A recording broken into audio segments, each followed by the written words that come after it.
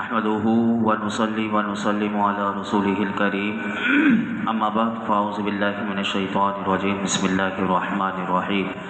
واستكبر هو وجنوده في الارض بغير الحق وظنوا انهم الينا لا يرجعون فاخذناه وجنوده فنبذناهم في اليم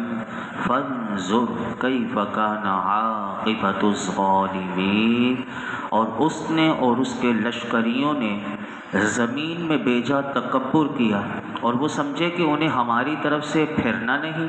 تو ہم نے اسے اور اس کے لشکر کو پکڑ کر دریا میں پھینک دیا۔ تو دیکھو ظالموں کا کیسا انجام ہوا۔ ان دو آیت کریمہ کا مختصر خلاصہ یہ ہے کہ فرعون اور اس کے لشکریوں نے مصر کی سرزمین میں اللہ نے فرمایا کہ بے جا تکبر کیا۔ اللہ تعالیٰ نے ان کی ہدایت کے لیے حضرت موسیٰ علیہ السلام کو بھیجا، لیکن انہوں نے حق کو نہ مانا اور وہ باطل پر جمے رہے اور یہ سمجھ بیٹھے کہ انہیں اپنے اعمال کے حساب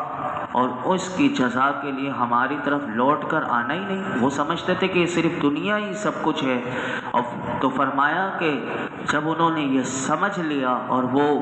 حق کی طرف نہیں آنا چاہتے تھے اور باطل پر ہی رہنا چاہتے تھے، فرمایا پھر ہم نے انہیں سزا یہ دی کہ ہم نے فرعون کو بھی پکڑا اور اس کے لشکر وہ بھی پکڑ کر دریا میں پھینک دیا اور وہ سب غرق ہو گئے۔ تو اے قرآن کے پڑھنے والوں، اے قرآن کو سننے والوں، اے قرآن کو سمجھنے کے لیے والوں،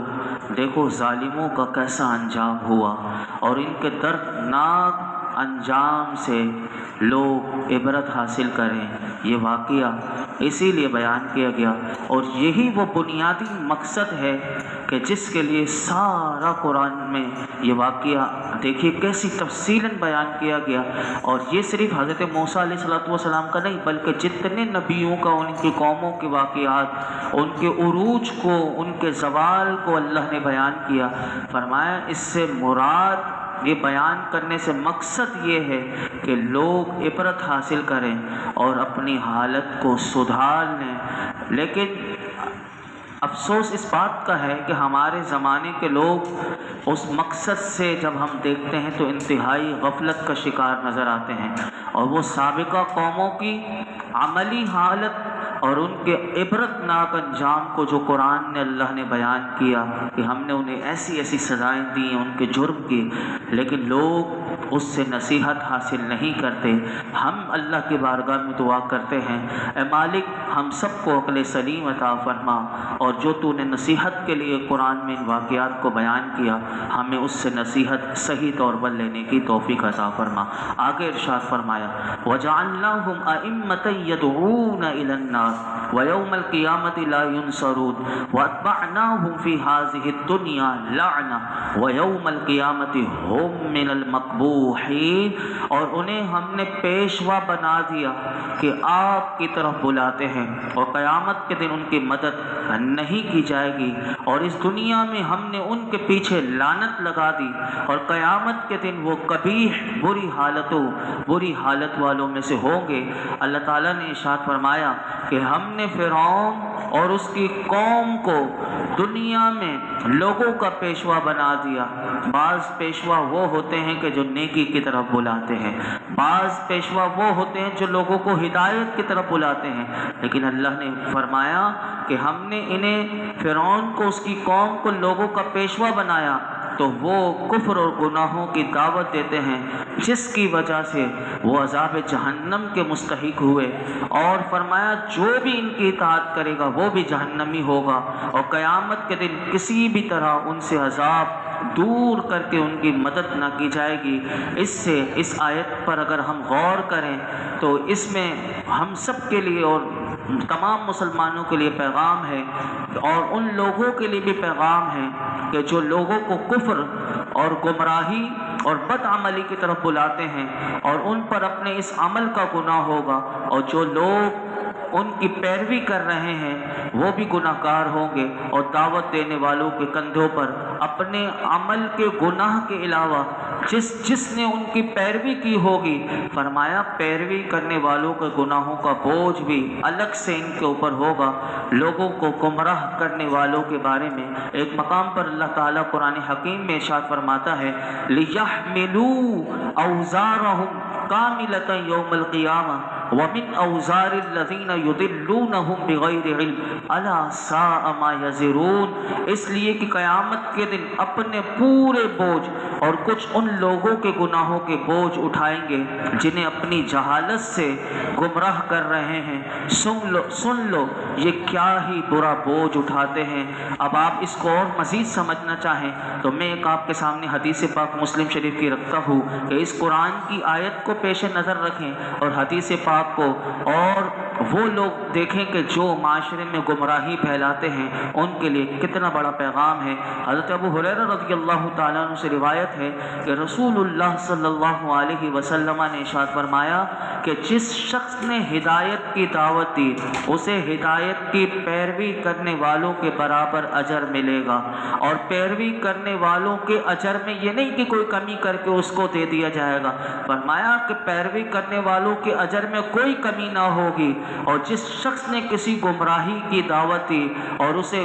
فرمایا اس گمراہی کی پیروی کرنے والوں کے برابر گناہ بھی ہوگا، اور پیروی کرنے والوں کے گناہوں میں سے کوئی کمی نہ ہوگی۔ ہم اللہ کی بارگاہ میں دعا کرتے ہیں کہ ہماری ذات سے ہم ایسی کوئی تبلیغ یا ایسا کوئی پیغام کسی کو نہ دیں کہ لوگ گمراہی کی طرف ہوں اور ان کا وبال بھی ہمارے اوپر ہو۔ اس برے عمل سے اللہ ہمیں ہماری نسلوں کو محفوظ فرمائے۔ اللہ تعالیٰ نے اسی قرآن کی دوسری آیت میں فرمایا کہ ہم نے ان کے پیچھے لعنت لگا دی، فرمایا ہم نے اس دنیا میں فرعون اور اس کی قوم پر رسوائی اور رحمت سے دوری لازم کر دی، اور قیامت کے دن یہ فرعون اور اس کی قوم کے لوگ بری حالت میں سے ہوں گے۔ آگے ارشاد فرمایا وَلَقَدْ آتَيْنَا مُوسَى الْكِتَابَ مِن بَعْدِ مَا أَهْلَكْنَا الْقُرُونَ الْأُولَى بَصَائِرَ لِلنَّاسِ وَهُدًى وَرَحْمَةً لَعَلَّهُمْ يَتَذَكَّرُونَ، اور بے شک ہم نے موسیٰ کو کتاب عطا فرمائی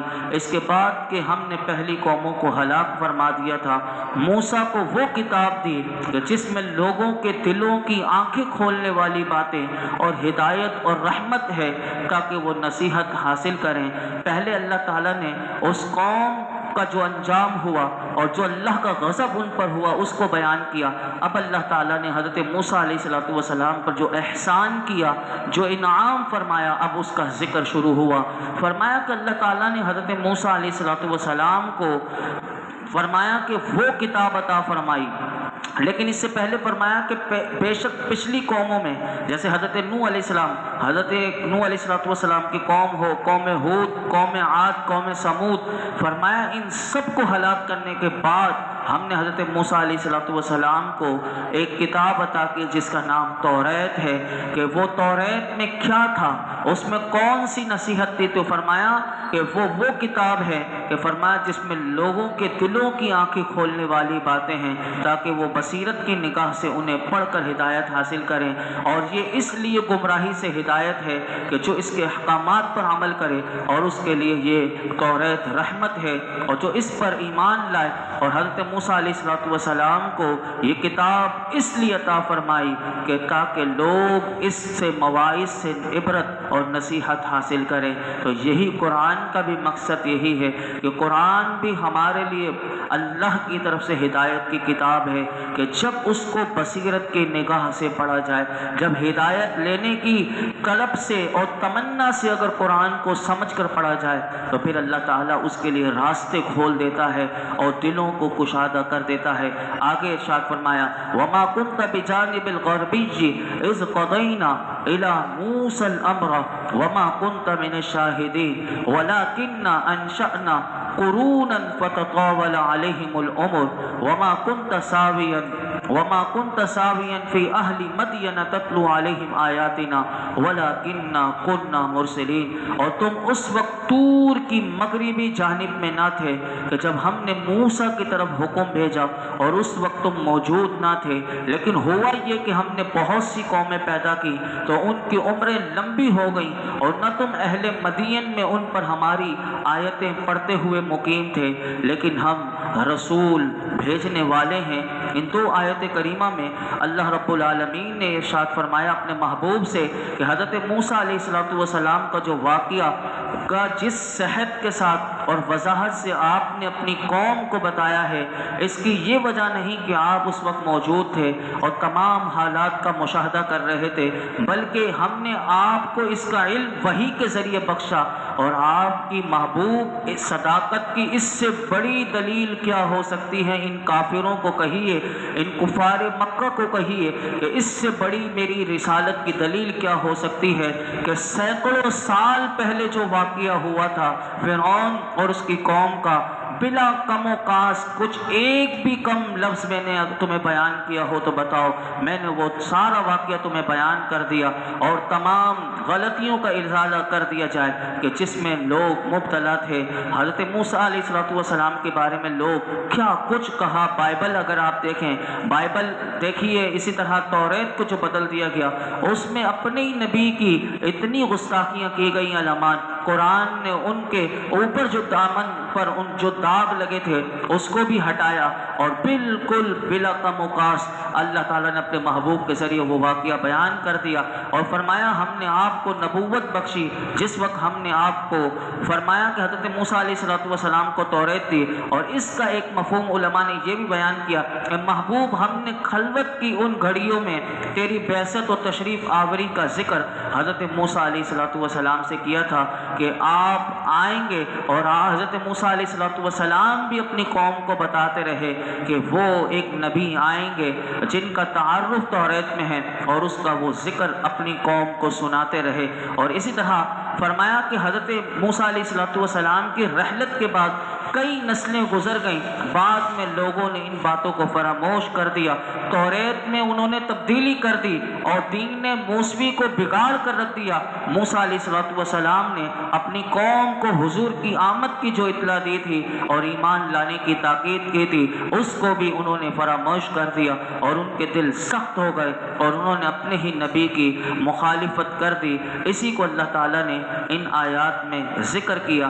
جو میں نے آپ کے سامنے رکھا، اور فرمایا علامہ قرطبی رحمۃ اللہ علیہ نے اس بات کو بھی ذکر کرتے ہوئے کہ لیکن ہم نے پیدا فرمائی کئی قومیں کے بعد دیگریں، کافی لمبا عرصہ گزر گیا ان پر، اور انہوں نے عہد خداوندی کو بھلا دیا، اور آپ اہل مدین میں نہ تھے تاکہ آپ پڑھ کر سناتے انہیں ہماری آیتیں، لیکن ہم ہی رسول بنا کر بھیجنے والے ہیں۔ اس میں اللہ رب العالمین نے علامہ قرطبی رحمۃ اللہ علیہ اس آیت کی توضیح کرتے ہوئے آپ حضرت ابو ہریرہ رضی اللہ تعالیٰ عنہ اور حضرت ابن عباس رضی اللہ عنہما سے یہ روایت نقل کرتے ہیں کہ وہاں اللہ تعالیٰ نے امت محمدیہ کو کہ جب حضرت موسیٰ علیہ السلام سے اللہ کوہ طور میں باتیں کر رہا تھا تو اس وقت اللہ تعالیٰ نے حضور کی امت کا تعارف دیکھیے کس انداز سے کروایا، اللہ اکبر، کہ یہ جو ہے نا اس کو بڑا غور سے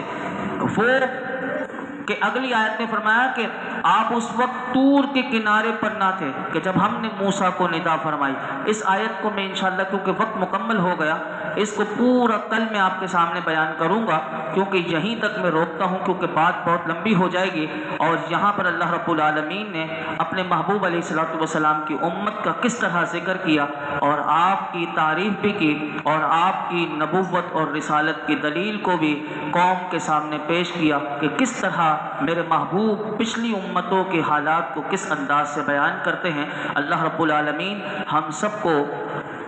اپنے محبوب کی سچی غلامی نصیب فرمائے۔ الحمدللہ رب العالمین والصلاة والسلام علی سید الانبیاء والمرسلین وعلی آلہ واصحابہ اجمعین۔ اللہم ربنا آتنا فی الدنیا حسنۃ وفی الآخرۃ حسنۃ وقنا عذاب النار۔ یا رب بالمصطفیٰ بلغ مقاصدنا واغفر لنا ما مضى یا واسع الکرم۔ یا رب العالمین جو کچھ سنا اس میں کوئی غلطی کوتاہی ہو معاف فرما، اپنی بارگاہ میں قبول و مقبول فرما۔ رب کریم قرآن حکیم کا فیضان عطا عطا فرما، اس کی صحیح سمجھ عطا فرما یا رب العالمین۔ ہر قسم کے ظلم سے اور برائی سے ہمیں بچنے کی توفیق عطا فرما یا رب العالمین۔ ہم سب پر عالم اسلام پر اپنا خاص فضل و کرم نازل فرما یا رب العالمین۔ یہ درس قرآن میں جتنے حاضرین موجود ہیں سب کی دلی جائز مرادوں پر اپنی رحمت کی نظر فرما۔ وصلی اللہ تعالی علی خیر خلقہ محمد وعلی آلہ وصحبہ اجمعین۔